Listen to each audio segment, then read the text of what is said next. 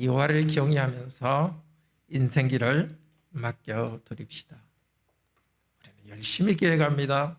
열심히 일합니다. 그렇지만 일이 잘 될지 안 될지는 확실히 알 수 없습니다. 사람들과 갈등도 있습니다. 어떻게 하죠? 이 어려움 앞에서 하나님께 너 인생을 맡겨드리라. 그러면은 네가 계획하는 것이 이루어지도록 하겠다. 튼튼하게 견고하게 흔들리지 않고 내 길을 가게 하겠다고 말합니다. 왜 하나님께 우리 인생 길을 맡겨드려야 되는가? 첫째로는 하나님께 인생 길을 맡겨드릴 때 우리가 하나님의 뜻대로 굳세게 인생 길을 걸어가게 하십니다. 1절에 말씀하십니다. 마음의 경영은 사람에게 있어도 말의 응답은 여호와께로부터 나오느니라. 경영이라는 것 계획인데 특별히 뭘 아주 가지런하게 정리해 놓는 것을 말합니다. 우리는 생각을 잘 정리하고 뭔가 계획을 합니다. 또 비전을 다른 사람과 나누고 말을 합니다. 그런데 원하는 결과를 항상 낼 수 있는 것이 아닙니다.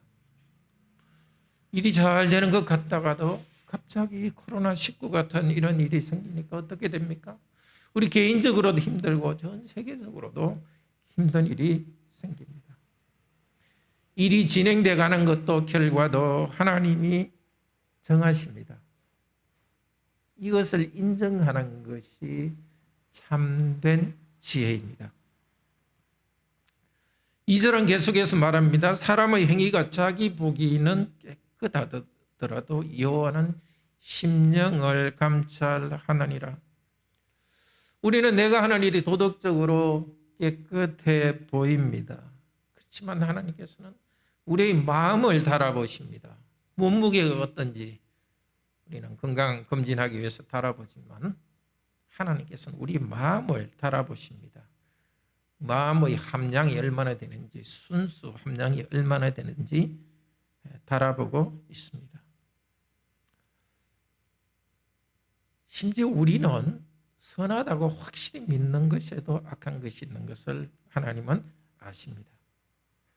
고린도전서 4장 4절 5절에서 사도 바울은 그것을 고백합니다. 내가 자책할 것이 아무것도 없다고 깨닫는다. 이 자책이라는 것은 원래 양심으로 생각한다는 뜻입니다. 양심적으로 생각할 때 내가 잘못은 없다고 생각하지만 그렇다고 해서 내가 의롭다고 이것 때문에 의롭다고 하나님께 인정받지 못할 것이다. 어둠에 감추인 것을 하나님이 드러낼 것이다. 물론 여기서는 사도 바울이 참 하나님께 양심적으로 바로 했는데 고린도 교인들이 나쁘다고 말하는 것에 대해서 나의 마음의 상태를 드러내서 부당하게 오해받는 것을 하나님이 풀어줄 것을 말합니다. 그런데 그것을 말하면서 또한 동시에 내가 양심적으로 옳다 생각하지만 이것도 완벽하지 않다는 것을 인정합니다. 그런데 내가 옳다고 생각하더라도 내 속에 부족함이 있을 것이라고 인정하는 참된 그리스도인. 사도 바울은 이 고린도전서 4장 5절에서 뭐라 합니까? 주님께서 오셔서 마음속에 있는 것을 다 밝혀내실 때 어떻게 한다고요? 각 사람에게 하나님으로부터 뭐가 있다고요? 칭찬이 있으리라. 이게 참 중요한 진리입니다. 최선을 다해 살지만 나에게도 부족함이 있다고 생각하는 참된 그리스도인. 주님께서는 오셔서 그 부족함을 보시고도 덮어주시고 칭찬해 주십니다. 참으로 나에게도 악이 있을 것이다. 정말 지금은 내가 경건하게 살고 있지만 악이 있을 것이다. 이렇게 겸손하게 생각하는 것이 참된 지혜입니다. 나는 아무 잘못이 없다. 이런 자기 의에 빠지면 다른 사람의 잘못만 보고 정죄합니다. 내 속에 있는 것도 내가 다 알지 못하는데 남 속에 있는 것을 어떻게 다 알겠습니까? 다른 사람에 대해서 너무 판단하지 마시고 하나님께서 감찰하신다는 것에 대해서 넘겨드리기를 바랍니다. 하나님께서 길을 인도하신다는 것을 신뢰하는 자에게는 하나님께서 길을 든든하게 붙들어 주시고요. 나의 부족함이 있다는 것을 인정하는 자에게는 마지막 날 예수님께서 오셔서 칭찬해 주십니다. 어떻게 우리의 행사를 여호와께 맡기는 것입니까? 우리 어린이들한테 말씀할 때 한 말입니다. 하나님, 제 계획한 결과를 저는 알 수 없습니다. 제가 올바로 살려고 하지만 악한 것도 있을 텐데 어떻게 할 수 없습니다. 한계도 있고 능력의 한계도 있고 도덕적으로도 한계가 있는 저를 받아주십시오. 일도 하나님께 굴려버리지만 내 자신도 굴려버립니다. 하나님 어떻게 하시겠습니까? 싹 피해가지고 저 멀리 굴러가게 하시겠습니까? 우리의 문제를 받아주시고 우리가 굴러오면 쏙 받아줍니다. 어린이 여러분은 그런 뭡니까? 장난해 본 적 있어요? 누가 딱 오는데 싹 피해가지고 언니나 동생이 달려오는데 나한테 이렇게 기대고 있는데 싹 옆으로 빠지면 톡 넘어지죠. 내가 나쁜 거 가르치는 거 아닌지 모르겠어요. 그렇게 하지 마세요. 하나님 우리가 하나님께 달려가면 우리를 꼭 안아 주십니다. 자, 그렇게 하면 경영하는 것이 이루어지리라. 우리 계획하는 것을 굳세게 흔들리지 않게 해 주십니다. 우선 마음이 흔들리지 않게 해 주십니다. 믿지 않는 사람들은 굉장히 자신감 있고 뭐든지 잘 되는 것 같지만 사실은 믿지 않기 때문에 믿는 것이 없습니다. 그렇기 때문에 마음속에는 항상 불안함이 있습니다. 그러나 그리스도인은 타고난 성품은 걱정이 많고 너무 세밀하고 예민하더라도 자꾸 믿음으로 하나님께 맡겨주기 때문에 흔들리지 않습니다. 그리스도인에게는 이것이 동시에 있습니다. 예. 제가 계속 말씀을 하면서 이 줌이 잘 안 돼서 조금 이걸 기술적인 것을 좀 하고 가도록 하겠습니다. 예.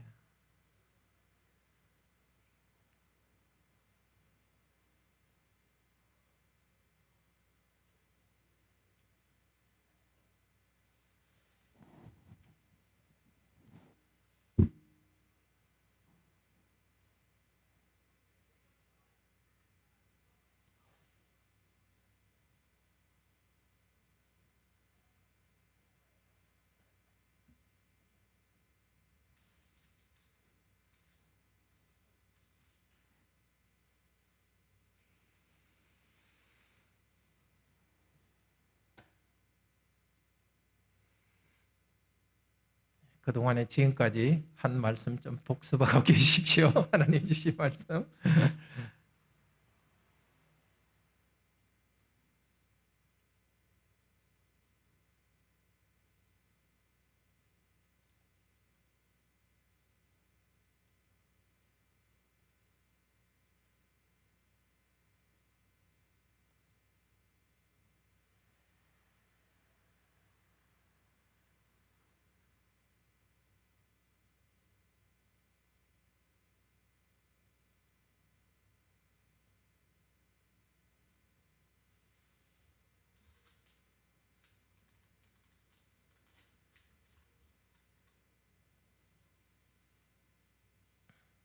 예, 계속해서 말씀을 듣겠습니다.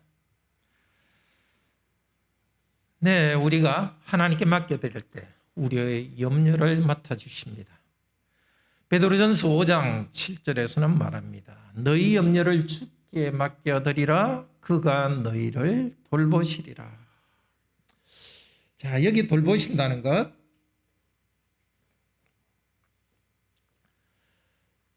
염려를 주께 맡겨드린다는 것도 사실은 던져버린다는 뜻입니다.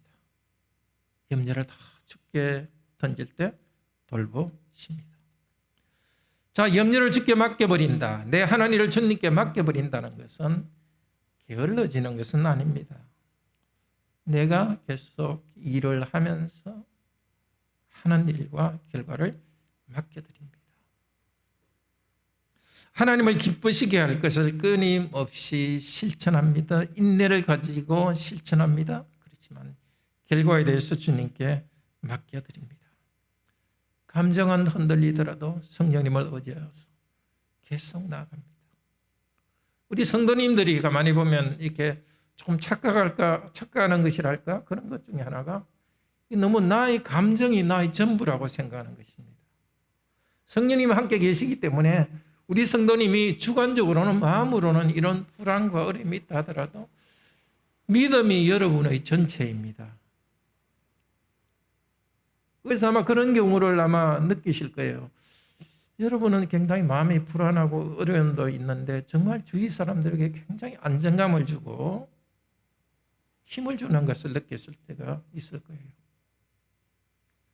주관적으로 느끼는 것보다 여러분은 큽니다. 믿음으로 맡길 때 하나님께서 일하십니다.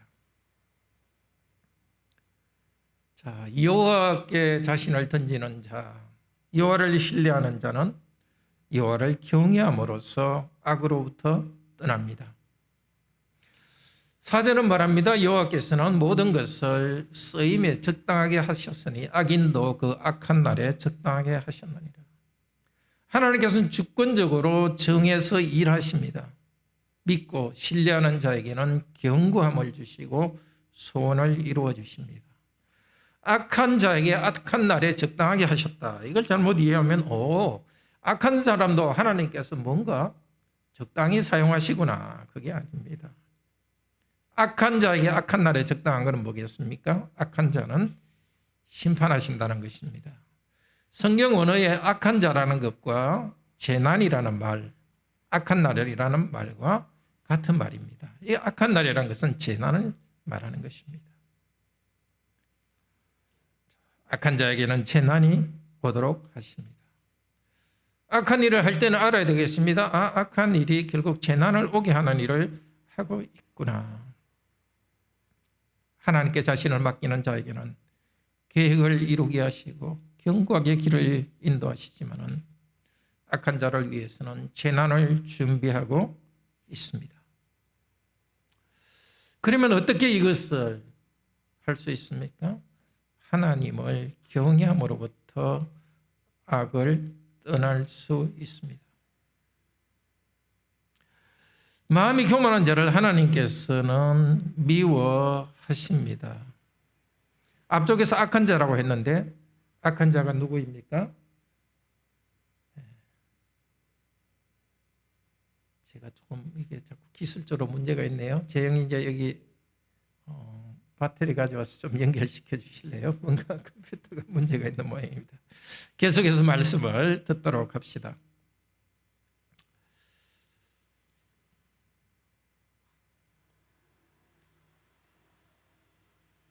댁에서 줌으로 말씀 듣던 분들은 이렇게 유튜브로 조금 바꿔주셔서 들어주시기를 바랍니다. 줌이 다시 올 동안에 말씀은 계속 듣도록 하겠습니다.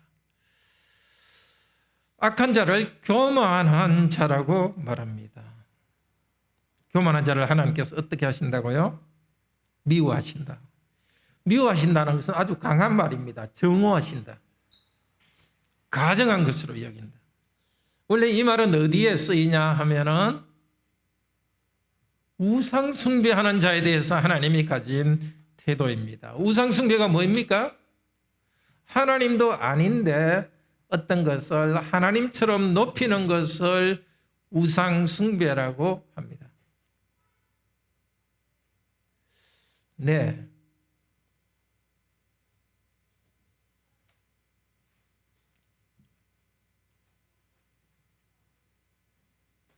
교만한 자는 뭐라고요? 자기가 하나님도 아닌데 하나님처럼 높이는 것입니다. 왜냐하면 제일 높은 분이 하나님이 있는데 자기가 제일 높은 사람처럼 하니까 우상처럼 처럼 자기가 하는 것입니다. 하나님이 영광을 뺏어가는 것이기 때문에 하나님이 미워하십니다. 비록 주위 사람들에게 많은 존경을 받고 큰 일을 하고 또 도덕적으로도 인품이 좋다 할지라도 교만한 사람은 하나님께서 가증스럽게 생각합니다. 높으신 하나님께서는 그를 멸시하십니다. 거룩하신 하나님께서는 그를 더럽게 생각하십니다. 교만한 사람은 피차 손을 잡을지라도 벌을 면치 못합니다. 확실히 알아야 됩니다. 하나님께서는 교만한 자를 반드시 벌하십니다.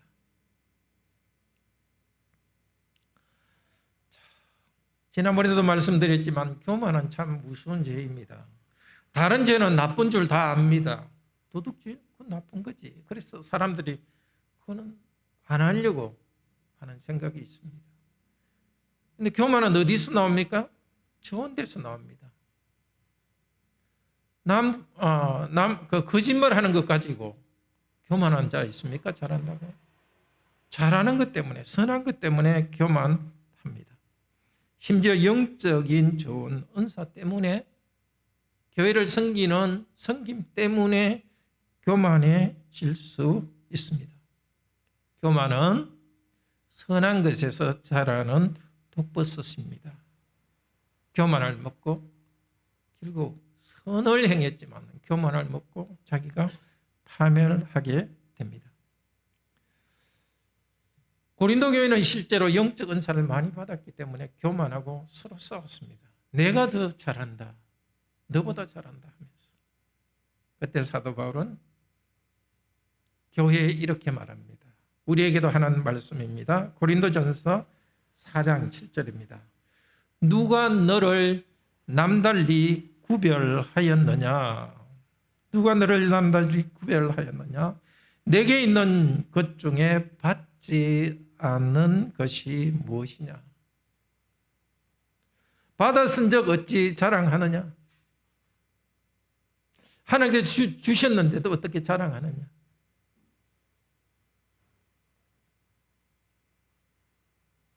마치 받지 않은 것처럼 자랑하느냐? 교만하여서 하나님의 미움을 받는 사람이 되지 않기를 바랍니다. 문제는 그래도 우리에게 교만의 죄악이 일어납니다. 어떻게 해야 되겠습니까? 악을 행합니다. 어떻게 해야 되겠습니까? 유일한 길은 하나님께서 우리를 용서해 주시는 길밖에 없습니다. 6절에서 인자와 진리로 인하여 죄악이 속하게 되고, 하나님의 인자와 진리라는 것은 하나님의 언약적 사랑을 이야기하죠. 하나님이 무조건 사랑해 준 인자, 진리라는 것은 신실한 것입니다.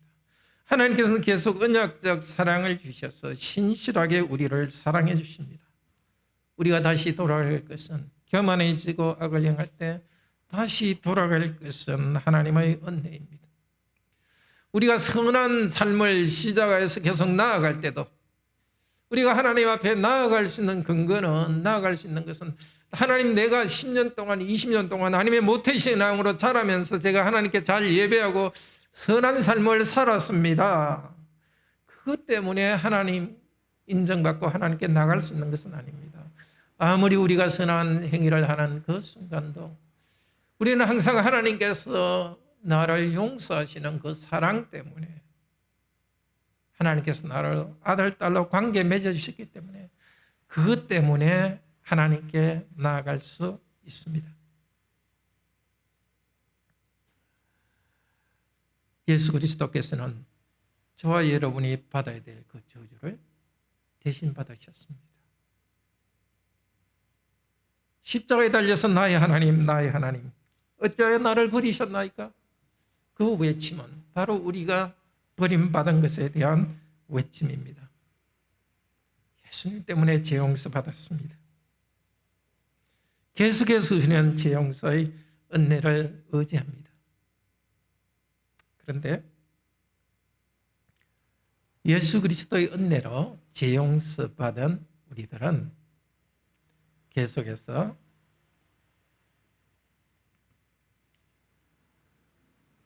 우리도 인자와 진리를 실천합니다. 하나님의 인자와 진리로 재용서받은 우리들 자신은 우리들도 인자와 진리를 실천하는 것입니다.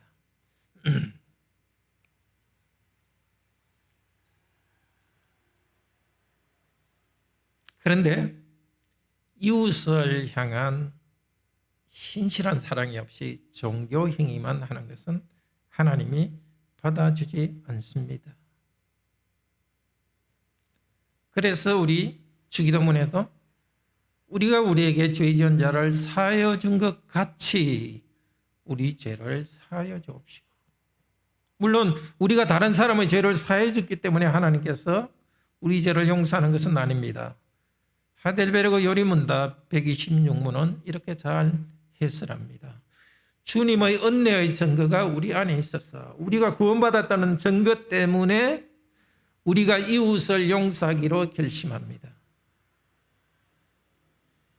그것처럼 그리스도의 보혈 공도를 보시사 우리를 계속 용서해 주시옵소서. 논리적으로는 다 실명하기 힘듭니다. 먼저 시작된 것은 하나님께서 우리를 용서해 주셨고, 용서의 은혜가 있기 때문에 우리도 다른 사람을 용서하는 것이 계속됩니다. 그래서 이제 우리는 우리가 다른 사람을 용서한 것까지 용서해 주시옵소서. 맞죠? 다른 사람을 용서하지 않으면 주님이 용서하지 않습니다. 그렇지만 우리가 용서할 수 있는 것은 주님께서 먼저 용서해 주셨기 때문에 가능합니다. 우리가 다른 사람을 용서해 줬기 때문에 용서해 주시지만 실제로는 예수께서 우리를 용서해 주셨기 때문에 우리도 다른 사람을 용서하고 다른 사람을 용서합니다. 죄악을 용서받은 성도는 종교행위, 예배를 드리고 그것만으로 끝나서는 안 됩니다. 하나님의 자비를 실천해야 됩니다. 미가서 6장 7절 8절에서는 말합니다. 내가 수천 또 수만의 양을 가지고 하나님께 제사를 드릴까? 아니다. 사람아, 주께서 선한 것이 무엇인지를 내게 알게 하셨다. 정의를 행하며 인자를 사랑하며 겸손히 내 하나님과 행하는 것이다. 사람들에 대해서 정의롭게 대하고 사람들을 사랑하고 그리고 하나님과 겸손히 행하는 것, 그 실제의 삶이 있어야 됩니다. 그렇게 사는 것이 바로 여호와를 의뢰하는 것입니다. 말만 그렇게 하는 것이 아니라 삶으로 의탁하는 것입니다. 우리가 거룩하게 살 수 있는 동기는 어디서 나옵니까? 6절 끝에서 말합니다. 여호와를 경외함으로 말미암아 악에서 떠나게 되느니라. 우리가 왜 죄를 지으려 합니까? 죄를 지으면 악한 일을 하면 뭔가 이익이 있기 때문입니다. 사기, 거짓말, 그걸 통해서 뭔가 이익이 있기 때문입니다. 심지어 남한테 화를 내는 것도 화내면 속이 시원하고 기분이 좋으니까 그렇게 합니다. 우리가 악을 행함으로 때문에 얻는 이익, 그것을 버릴 수 있는 것은 무엇을 통해서입니까? 하나님을 경외하기 때문입니다. 나를 사랑하셔서 죄로부터 구원해 주셨고, 내가 내 자신을 하나님께 맡겨드릴 때 내 인생을 견고하게 하시는 하나님, 그 하나님이 없으면 내 인생은 불안하고 미래가 어떻게 될지 모릅니다. 그래서 나는 그 하나님을 경외합니다. 경외라는 것은 말 그대로의 뜻은 두려워한다는 뜻입니다. 믿지 않는 자는 하나님을 두려워하여서 도망갑니다. 심판을 두려워하여 도망갑니다. 믿는 자는 구원의 은혜를 감사하면서 하나님을 존중하고 높입니다. 그렇게 큰 은혜를 주셨는데 함부로 어떻게 하나님의 마음을 상하게 할 것인가? 저는 자라면서 제 기억에는 저희 아버님께 말씀을 듣지 않은 불순종한 게 딱 한 번 생각나요. 거짓말한 거 딱 한 번. 물론 저는 사도 바울과 같이 말합니다. 내가 양심적으로 그렇다 할지라도 더 또 악한 것이 있을 것입니다. 제가 저희 아버님께 그렇게 항상 순종하고 특히 거짓말을 안 한 이유는 제 아버지가 저를 얼마나 사랑하는지, 특히 얼마나 희생하는지를 알기 때문에 어떻게 감히 아버지한테 내가 그렇게 거짓말이나 그렇게 할 수 있을까? 저희가 자랄 때 우리 친구들은 좀 말이 이상하지만 친구들 이야기도 꼰대, 꼰대가 말이야. 뭐 그래서 꼰대가 뭔지 저는 처음 들어봤어요. 알고 보니까 자기 아버지를 그렇게 말하더라고요. 저는 그걸 상상할 수도 없었어요. 그러니까 아버지가 얼마나 나를 사랑하고 얼마나 나에게 그 삶의 모범을 보였는지. 그래서 저는 하나님을 경외한다는 것을 저와 아버지의 관계를 통해서 저는 이해가 가요. 그렇게 훌륭한 분인데 우리도 죄를 지을 수 없습니다. 죄를 지어서 좀 이익이 있지만 그렇게 거룩하신 하나님이 나와 같이 계신데 이 큰 은혜를 주셨는데 하나님을 경외하면서 악을 떠나는 것이 참으로 복됩니다. 그런데 문제는 우리는 여전히 부족해요. 하나님을 경외하는데도 부족하고 또 자꾸 교만해집니다. 베드로전서 5장 6절과 8절에서 말합니다. 5장 7절에서는 너희 염려를 주께 맡기라 그가 너를 돌보심이라 했는데 앞뒤에서는 이 말을 합니다. 하나님의 능하신 손 안에서 겸손하라 때가 되면 너희를 높이시리라. 순종하고 하나님 말씀을 드리면 때가 되면 높이시기 때문에 악으로부터 떠납니다. 또 하나 근신하라 깨어라 너희 대적 마귀가 우는 사자같이 두루 다니며 삼킬 차를 찾나니. 내 자신의 죄악된 본성도 있지만 마귀가 다니면서 잡아먹으려고 사자가 으르렁 하며 잡아먹듯이 보이지 않지만 마귀가 우리를 악으로 끌고 갑니다. 어떻게 해야 되겠습니까? 깨어라 근신하라. 어떻게 깨어 있을 수 있습니까? 성경은 곳곳에서 기도함으로 깨어 있으라고 합니다. 오늘 말씀을 들으신 성도 여러분, 말씀을 간직하십시오. 그리고 기도하십시오.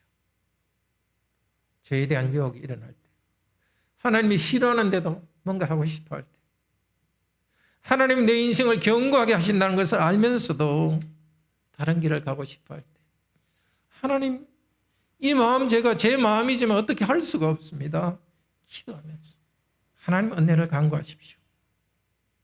정말 우리 교회 성도들이 좀 더 기도했으면 좋겠습니다. 말씀을 사랑하는 것 참 귀합니다. 잠깐 기도하는 것 말고 규칙적으로 하루에 얼마의 시간, 최소한 10분, 가능하다면 한 30분 정도 떼어넣으시고 또 일주일에 한 번 정도는 편하게 1시간이나 이렇게 좀 길게 떼어내어서 삶 전체를 편하게 좀 하나님과 점검할 필요가 있습니다. 우리 부부관계나 가족관계도 잠깐 이야기하는 것도 있지만 어떨 때는 좀 길게 이야기가 깊이 들어갑니다. 하나님은 1초만 이야기해도 말하지 않더라도 우리 속에 깊이 들어가 있지만 우리는 좀 긴 시간 이야기하지 않으면 집중이 안 됩니다. 정말 기도하면서 악에게 떠나기를 바랍니다. 세 번째로 7절에서 9절에서 말합니다. 하나님께 맡겨드릴 때 평화와 의로움을 주십니다. 하나님을 경외하면서 우리가 악에서 떠납니다. 다른 사람을 사랑합니다. 그런데도 문제가 있습니다.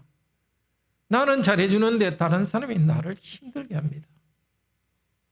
그런 때 경험하셨죠? 왜 그러느냐? 사람의 본성이 약하기 때문에 다른 사람에게 고통을 주는데 즐거워하는 그런 게 있어요. 경건한 여러분에게 그런 다른 사람이 나쁘게 대할 때 어떻게 합니까? 우리는 보복하고 싶은 생각이 일어납니다. 아니면 다가가서 어떻게든 설득하고 싶어 합니다. 그런데 뭐부터 해야 된다고요? 내 행위가 여호와를 기쁘시게 하면. 과연 내가 여호와를 기쁘시게 하는가? 이 기쁘시게 한다는 것은 재물을 하나님께서 기쁘시게 받으신다는 것입니다. 내 삶 전체를 하나님이 과연 기쁘시게 받을 정도로 내가 살았느냐?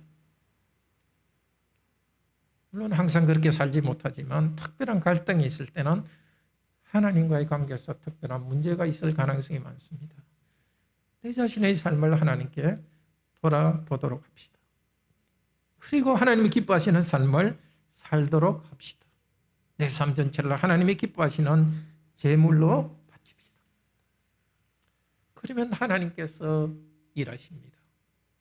내 삶을 점검하고 기도하며 내 삶을 변화시킬 때 일하십니다. 우리는 사람 마음을 바꿀 수 없지만 하나님께서 사람 마음을 재일 수도 있고 사람 마음을 변화시킵니다. 놀랍습니다. 아마 경험하셨을 거예요. 제가 우리 여러 성도님들, 특히 청년, 우리 직장 생활하는 청년들이 이 갈등 관계에 있을 때 하나님께 기도할 때 하나님께서 변화시켜 준다는 거 최근에도 들었습니다. 지난주에도 그것 때문에 하나님께 감사하고 또 구역 모임에서도 간증도 나누고 그랬습니다. 나쁘게 되면 우리는 보복하고 싶은 생각이 있는데 우리 그 청년도 보복하는 대신에 하나님께 기도했고 오히려 그 사람이 변화됐다는 것을 경험했습니다. 인간과의 관계에 갈등이 있을 때 그것 때문에 너무 고민하고 스트레스 빠지지 맙시다. 하나님께 나아가고 하나님께 기도합시다. 해결해 달라고 합시다. 하나님께서 화목하게 하십니다. 원수라도 화목하게 한다. 여러분 가르쳤지만 여러분에게 여기 원수라는 것은 우리가 원수처럼 대하는 것이 아닙니다. 우리를 원수처럼 대하는 사람입니다. 그 사람도 우리와 화목하게 만듭니다. 기도할 때 하나님께서 힘을 주셔서 평화의 말을 할 수 있게 합니다. 기도하고 올바로 살아갈 때 우리 안에 하나님의 거룩한 영광이 나타나고 하나님의 형상됨이 나타나서 우리를 나쁘게 하는 사람도 우리와 화목해달라고 말합니다. 실제 우리 구약 성경에서도 이삭을 아비멜렉이라는 그 블레셋 왕이 계속 괴롭게 해가지고 이삭은 창세기 26장에 나오는데요. 우물을 파면은 우물을 맡겨버리고 계속 도망갔지만 나중에 아비멜렉 왕이 이삭을 찾아옵니다. 당신이 하는 일마다 잘 됩니다. 이제 우리와 평화조약을 맺읍시다. 여러분에게 그렇게 할 것입니다. 8절 사람이 소득이 공의를 경험하면 많은 소득이 불의를 경험하는 것보다 낫습니다. 윤리와 경건이 들어있는 작은 물질이 많은 물질보다 낫습니다. 부자들에게는 말씀하십니다. 야고보서 5장에서 들으라 부한자들아 너희에게 이 말 고생으로 말미암아 울고 통곡하리라. 너희 금과 은이 불같이 너희 살을 먹으리라. 그리스도인 중에 땀 흘려 일해서 부자가 된 사람에 대해서 말하는 것이 아닙니다. 교회는 다닌다 하면서 가난한 사람을 억압하고 악하게 재물을 모은 사람에게 대해서 너희 재물이 오염돼 가지고 너희 자신을 썩어들게 할 것이다. 그러나 마태복음 5장 6장에서 5장 6절에서 말씀합니다. 의에 줄이고 목마른 자들은 복이 있다. 그들이 배부를 것이며. 참으로 그렇습니다. 정직하게 일해서 얻고 또 하나님 가운데 즐기고 바로 사용하는 것 참된 복입니다. 잘못 얻고 잘못 재산을 유지하는 것 그것보다 낫습니다. 내적 만족이 더 좋습니다. 또 우리를 아는 사람들 중에 마음이 제대로 된 사람은 우리를 존경합니다. 다시 9절은 중요한 메시지를 요약합니다. 9절 한번 다 같이 읽읍시다. 사람이 마음으로 자기의 길을 계획할지라도 그의 걸음을 인도하시는 이는 여호와시니라. 여기 인도하신다는 것이 앞쪽에 나와 있는 이루신다는 말, 3절에 이루신다는 말과 똑같은 단어입니다. 이루신다, 인도하신다 뭐라고요? 견고하게 하신다. 야고보서 4장 15절에서 말하듯이 주님의 뜻이면 우리가 살기도 하고 이것도 행하고 저것도 행하리라. 우리 계획을 우리 마음대로 하는 것이 아니라 주님 뜻대로 행할 때에 주님께서는 우리가 하는 일이 견고하게 하십니다. 때로는 실패하게 하시지만은 실패도 그 때문에 우리가 좌절하게 하는 것이 아니라 하나님의 전체 섭리 가운데서는 인생 전체 가운데서는 우리를 견고하게 하십니다.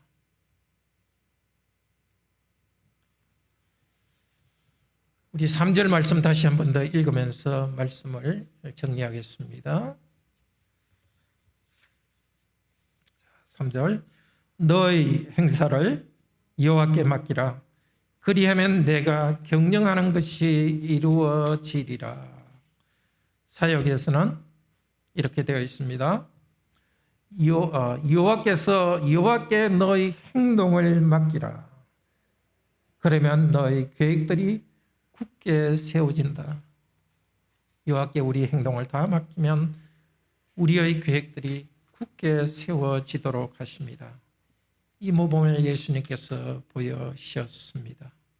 히브리서 5장 7절 9절에 보면 예수님께서는 하나님께 기도했습니다. 십자가를 앞두고서 울면서 기도하면서 내 뜻대로 마옵시고 아버지의 뜻대로 마옵소서 계획을 하나님께 맡겼습니다. 하나님께서는 예수 그리스도를 들으시고 우리를 구원하는 일을 이루어 주셨습니다. 구원받은 우리도 그렇게 합시다. 기도하면서 우리의 계획을 하나님께 맡기고 우리가 탐욕으로 계획이 나갈 때는 기도하면서 하나님께 맡깁시다. 경외함으로 악을 떠납시다. 그러면 하나님께서 우리를 원수 삼는 사람과도 화해하게 해주시고 우리에게 의로운 재물을 얻게 하실 것입니다. 우리 다 같이 하나님을 찬양합시다. 35장입니다. 우리는 오늘 성찬을 하는 주일인데 코로나 때문에 모이지도 못하고 성찬을 하지 못한 것 참으로 안타깝습니다. 찬송 35장입니다.